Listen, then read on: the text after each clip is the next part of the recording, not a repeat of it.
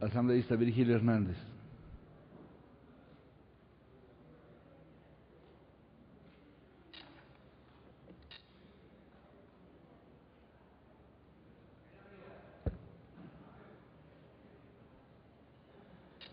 Gracias, señor presidente, compañeros, colegas asambleístas.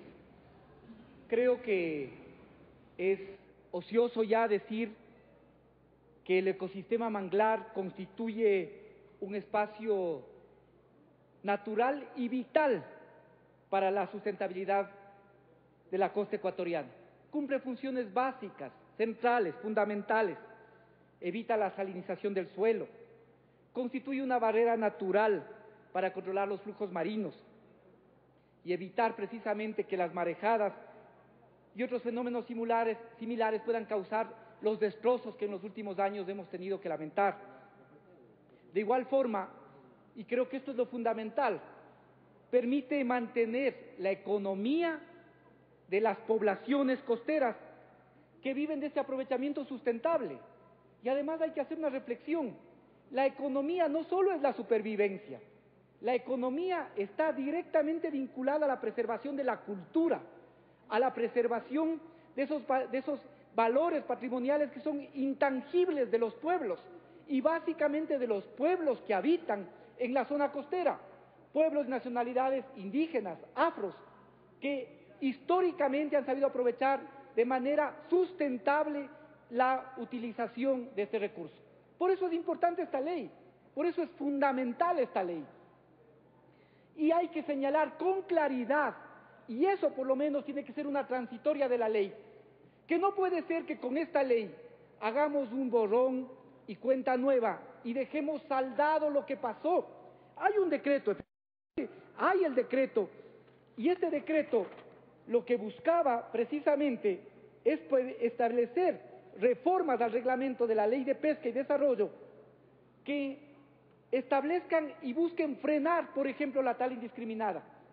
Pero aquí ya los colegas asambleístas han explicado lo que pasó, esta reducción criminal de las zonas de manglar, pero al mismo tiempo que se redujeron los manglares de 362.000 hectáreas a 108.000, las camaroneras aumentaron de una producción permitida en la década de los 90, década neoliberal, de máximo 120.000, y se llegaron a explotar más de 250.000 hectáreas y se instalaron camaroneras de manera ilegal.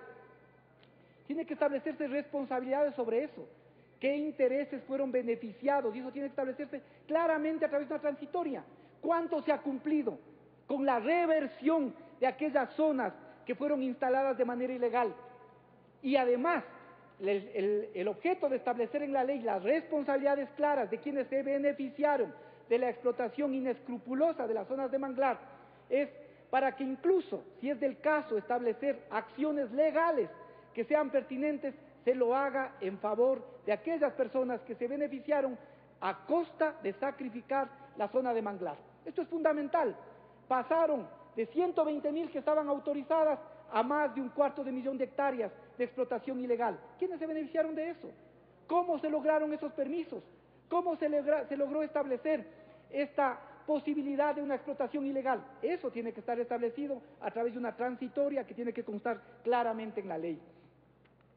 Creo que es importante señalar, y yo me voy a referir, colega asambleísta, con respeto, y creo que hay elementos importantes en la norma jurídica, pero es obvio que tiene que recuperarse algunos de los temas planteados inicialmente con el objetivo de tener una ley que cumpla el propósito que todos tenemos y que todos queremos, que es preservar este ecosistema frágil.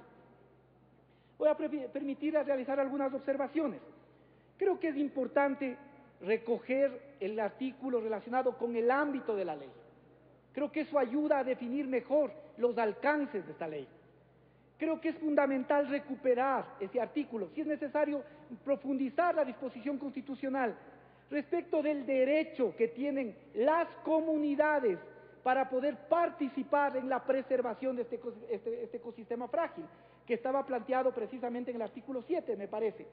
Es importante recoger el tema de la participación de las comunidades y profundizar la disposición constitucional en función estrictamente de esta ley, porque efectivamente en la Constitución está el gran marco, pero cada una de las leyes tiene razón de ser porque permite ampliar al ámbito específico de cada ley los preceptos que están señalados en nuestra Carta Suprema.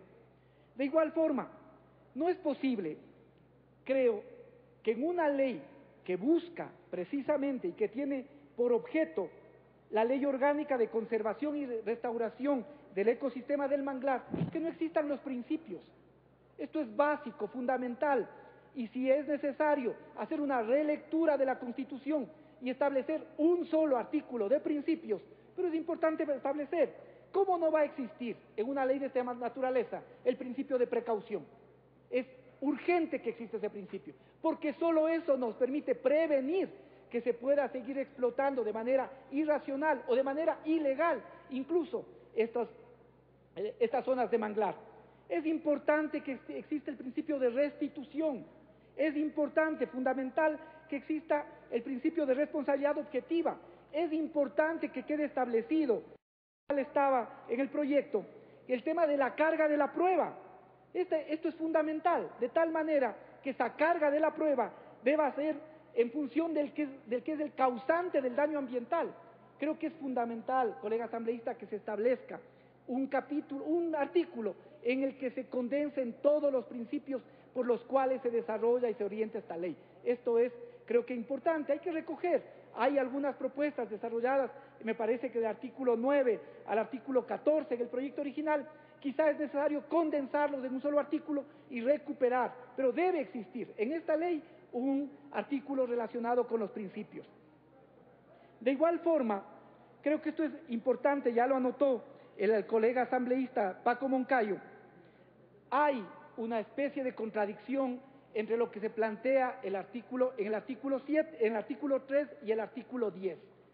El artículo 3, tal cual está redactado, deja abierta la posibilidad, o podría entenderse así, quizá es más lógico utilizar esa expresión, podría entenderse que en el artículo 3, que dice, leo la parte pertinente, dicho ecosistema no es susceptible de posesión o cualquier otro medio de apropiación y podrá excepcionalmente ser afectada por declaratoria de interés nacional y explotado racional y sustentablemente mediante concesión de acuerdo a la ley pertinente o aplicable en cada caso.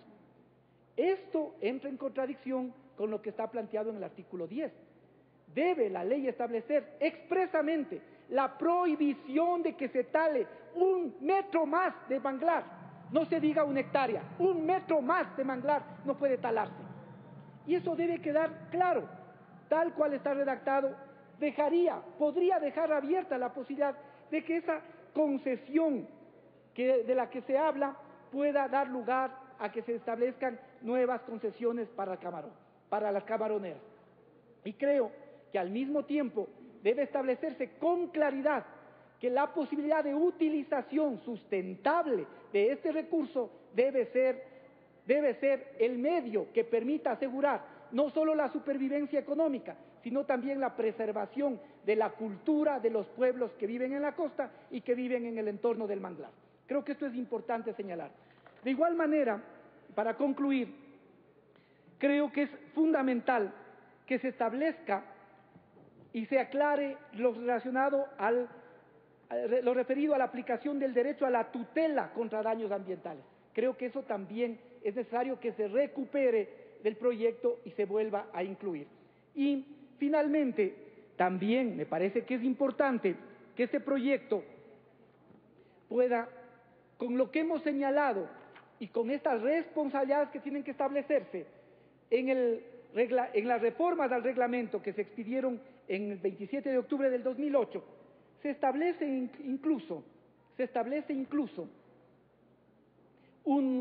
en caso de tala de manglares, se deberán ser reforestadas a su costo, de acuerdo con la siguiente tabla, lo cual, esta tabla deja abierta la posibilidad de que con la condición de que se reforeste y pagarse por eso, pueda seguirse en la reforestación.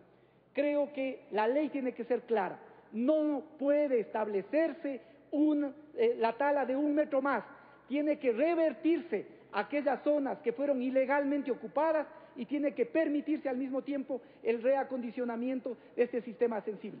Creo que estas son observaciones pertinentes, creo que son fundamentales para que todos cumplamos con el objetivo que queremos y que yo reconozco esa buena intención en la ley, por eso ha recibido una aprobación unánime, pero estas observaciones son precisamente para mejorar y cumplir con un objetivo que todos buscamos y todos queremos, que es la preservación de este ecosistema y, como ha dicho el asambleísta Moncayo, no solo del ecosistema, sino garantizar una vida digna de los pueblos que habitan en las zonas de manglar y adicionalmente de esa cultura también de aquellos pueblos que históricamente se han beneficiado de este recurso. Gracias, presidente, colegas asambleístas.